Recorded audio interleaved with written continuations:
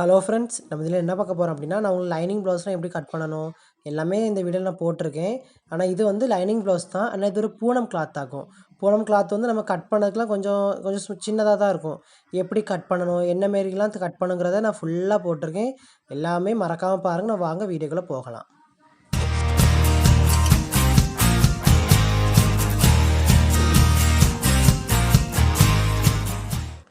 இப்போ பாருங்கள், நான் லைனிங் கிளாத் வந்து எப்போதும் போல் கட் பண்ணி வச்சுருக்கேன். இந்த லைனிங் கிளாத் எப்படி கட் பண்ணுங்கிறத என்னோடய சேனலில் வந்து ஃபுல் வீடியோஸ் எல்லாம் இருக்குது. உங்களுக்கு டவுட் இருக்குது அப்படின்னா நீங்கள் மறக்காமல் அந்த வீடியோஸ் எல்லாம் பாருங்கள்.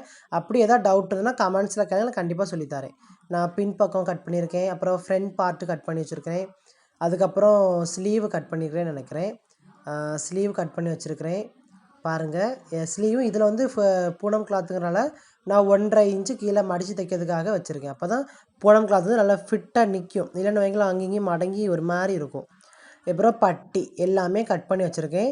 அப்புறம் கிராஸ் பீஸு, கொக்கி பட்டி, வி பட்டிக்கு எல்லாத்துக்கும் மிச்ச துணியை நான் அப்படி வச்சு கட் பண்ணுறேன். இப்போ வந்து பூனம் கிளாத் வந்து எப்படி கட் பண்ணணும்னு பார்க்கலாம். அது ஃபஸ்ட்டு நான் லைனிங் கிளாத்தை தனியாக ஒதுக்கி வச்சுருக்கேன். இப்போ பூனம் கிளாத்தை எடுத்து பாருங்கள். அது ரொம்ப குழுன்னு இருக்கும். பூனம் கிளாத்தில் குழு சாரின்னு சொல்லுவாங்க தமிழில். அந்த குழு சாரியை நல்லா நீட்டாக அதாவது கரை பகுதியில் வந்து வெள்ளை கலரில் இருந்துன்னா உள்ளே இருக்கும். டார்க்காக இருந்துன்னா உங்களோட நல்ல பகுதின்னு அர்த்தம். வெள்ளையாக இருக்கிறது கெட்ட பகுதி, டார்க்காக நல்ல பகுதின்னு அர்த்தம். இப்போ அதை என்ன பண்ணுறீங்கன்னா 2 கரையும் ஒன்று போல் மடிங்க. இப்போ நான் மடிக்கிற மாரியே 2 கரையுமே ஒன்று போல் மடிச்சிருங்க. ஒன்று போல் மடித்தா மட்டும்தான் நீட்டாக வரும். இது இப்படி பாருங்கள், ஒன்று போல் அப்படியே மடித்து கொண்டு வாங்க. நான் எப்படி மடிக்கிறேனோ அதே மாதிரி மடிச்சிடுங்க. பாருங்கள், நல்லா நீட்டாக 2 கரையும் மடிச்சிருங்க. அதாவது பூனம் கிளாத் வந்து ரொம்ப கஷ்டம், அதனால் பார்த்துடுத்து நீங்கள் மடிச்சுக்கிடுங்க.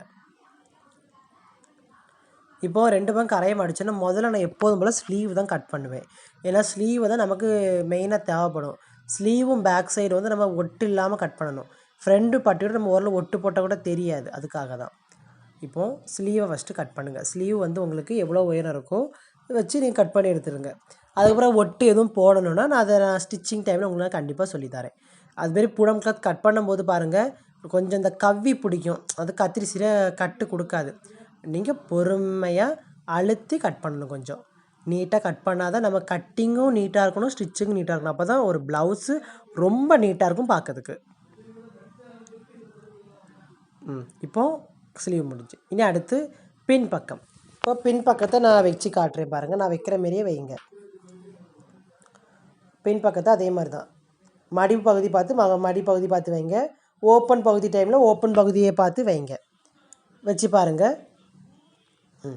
இனி அடுத்து பின் பக்கம் வச்சு முடித்தோன்னா முன்பக்கம் பட்டி எல்லாம் வச்சு பாருங்கள். இப்போது உங்களுக்கு கிளாத்து போதுமான்னு பார்த்தா தாராளம் போதும். பட்டி வச்சு பார்த்தோன்னா கிளாத் வந்து கொஞ்சம் மிச்சம் வருது நமக்கு. ஓரளவு இந்த கைக்கு வந்து கொஞ்சம் ஒட்டுக்கு தேவைப்படுது. அதனால் இது வந்து இந்த மெத்தடில் நீங்கள் கட் பண்ணிங்கன்னா தாராளம் கட் பண்ணலாம். ஃபஸ்ட்டு நான் கட் பண்ணுற மாரி கட் பண்ணுங்கள். அந்த கழுத்தை கட் பண்ணாமல் ஷோல்டர்லேருந்து அந்த ஆம்ஹோல் மட்டும் இந்த மெயின் கிளாத்தில் கட் பண்ணி எடுங்க. இப்படி நீங்கள் எவ்வளோ தூரம் ஷார்ட்டாக கட் பண்ணுறீங்க அப்படின்னா அவ்வளவு தூரம் உங்களுக்கு வந்து துணி நிறைய கிடைக்கும் அந்த அளவில் வச்சு கட் பண்ணும்போது. இப்போ கழுத்து வந்து மோஸ்ட்லி தேவைப்படாது. கழுத்து வந்து நான் கைக்கு ஒட்டு போட்டு எடுத்துக்கிடுவேன். அதனால் கழுத்தை நான் வெட்டி எடுக்கலை. அது நான் கடைசி ஸ்டிச் பண்ணும்போது பார்த்துக்கிறேன். பார்த்திங்கன்னா நான் கட் பண்ணி எடுத்தாச்சு. இனி அடுத்து வந்து முன்பக்கம். இப்போது பின் பக்கத்தை நான் ஃபோல்ட் பண்ணி வச்சுருக்கேன்னு வைங்களேன். இப்போ அடுத்து முன்பக்கம் வந்து நான் எப்படி வச்சேன், அதாவது அந்த பேக் சைடோட ஆம் கோல் கிட்டோடி வச்சுருந்தேன். அப்போது பின்பக்கம் ஆம்கோலை வந்து அங்கே கட் பண்ணி வச்சுருக்கோம் பார்த்திங்களா, அதில் உங்கள் ஷோல்டர் வரணும். முன்பக்கத்தோட ஷோல்டர் கரெக்டாக ஃபிக்ஸ்டாக வச்சுடுங்க. வச்சாச்சா? இனி அதை நீங்கள் நீட்டாக வச்சு கட் பண்ணி எப்போதும் போல் கட் பண்ணி எடுத்துடுங்க. கரெக்டாக இருக்கணும். அங்கேயும் கொஞ்சம் கூடுதலாக இருந்தாலும் பிரச்சனை இல்லை, குறைஞ்சி வந்துடக்கூடாது கிளாத் எப்போவுமே. அந்த ஷேப்புக்கு அப்படி லைட்டாக மெல்லமாக பொறுமையாக கட் பண்ணுங்கள். கட் பண்ணும்போதே உங்களுக்கு தெரியும் கொஞ்சம் மோசமாக தான் கட் பண்ணணும். நீங்கள் அதை பொறுமையாக கட் பண்ணணும். ஏன்னா கட் பண்ணிங்கன்னா கட்டிங் சரியாக விழாது. இப்போ கட் பண்ணியாச்சு. ஓகே, இப்போ வந்து ஒரு இது முடிஞ்சா இனி அடுத்து வந்து பட்டி பகுதி எப்படி கட் பண்ணுறதுன்னு பார்க்கலாம். மிச்சரு கிளாத் நமக்கு இருக்குது. எப்போதும் போல் பட்டியை தூக்கி வைங்க. வச்சு ஒரே கட் முடிஞ்சு, அவ்வளோதான். அப்போ பட்டி பகுதி நீங்கள் கட் பண்ணியாச்சு. பட்டி பகுதி கட் பண்ணதுக்கப்புறம் பாருங்கள், உங்களுக்கு எவ்வளோ கிளாத்து மிச்சம் இருக்கோ அந்த கிளாத்து நீங்கள் எதுக்கு யூஸ் பண்ணிக்கலான்னா ஹேண்ட் ஜாயிண்ட்டுக்கு, அதாவது கைக்கு வந்து ஒட்டு போட. ஏன்னா பூனம் கிளாத்தை பொறுத்து ரொம்ப பெருசாலாம் ஒன்றும் இருக்காது, மீடியமாக கொஞ்சம் தான், ஒரு 70 சென்டிமீட்ரு அந்தமாரி தான் கொடுத்துருப்பான். 70 மோஸ்ட்லி 80 தான் இருக்கும், ரொம்பலாம் இருக்காது. அப்போ கைக்கு வந்து கண்டிப்பாக ஜாயின் போடுற மாதிரி இருக்கும். அதுக்காக தான் இந்த ஸ்லீவுக்கு நம்ம துணி வேணும். அதுக்காக நான் கொஞ்சம் பார்த்து அட்ஜஸ்ட் பண்ணி வெட்டியிருக்கிறேன். பார்த்தீங்களா, வெட்டுறதே உங்களுக்கு தெரியும், கொஞ்சம் அட்ஜஸ்ட்மெண்ட் இருக்குது. அந்த ஃப்ரண்ட் நெக்கு, பேக் நெக் எல்லாமே உங்களுக்கு ஸ்லீவ் ஒட்டு போடும்போது தேவைப்படும். நான் அதை ஸ்டிச்சிங் டைமில் கண்டிப்பாக உங்களுக்கு சொல்லித்தரேன். நீங்கள் அதை பார்த்து நீட்டாக பர்ஃபெக்டாக ஸ்டிச் பண்ணுங்கள். நம்ம இப்போ sleeve, back side, front side, பட்டி எல்லாமே கட் பண்ணி முடிச்சிட்டோம். இப்போ ஸ்லீவை நான் காட்டுறேன் பாருங்கள். இப்போ ஸ்லீவுக்கு துணி ரொம்ப கம்மியாக இருக்குது, நீங்களே பாருங்களேன். ரொம்ப கம்மியாக தான் இருக்குது ஸ்லீவுக்கு துணி. அதை நான் இப்போது ரெண்டாக மடிக்கிறத நான் 4ஆக மடிக்கிறேன். அப்படி தான் ஒரு 2 ஸ்லீவுக்கு வரும். நான் 4ஆக மடித்து காட்டுறேன். எவ்வளோ சின்னதாக இருக்குது பாருங்களேன். அதை நீங்கள் அதில் வச்சு பாருங்கள். அதில் வச்சு பார்க்கும்போது அதாவது மோஸ்ட்லி கொஞ்சம் நமக்கு ஒட்டு தேவைப்படுது.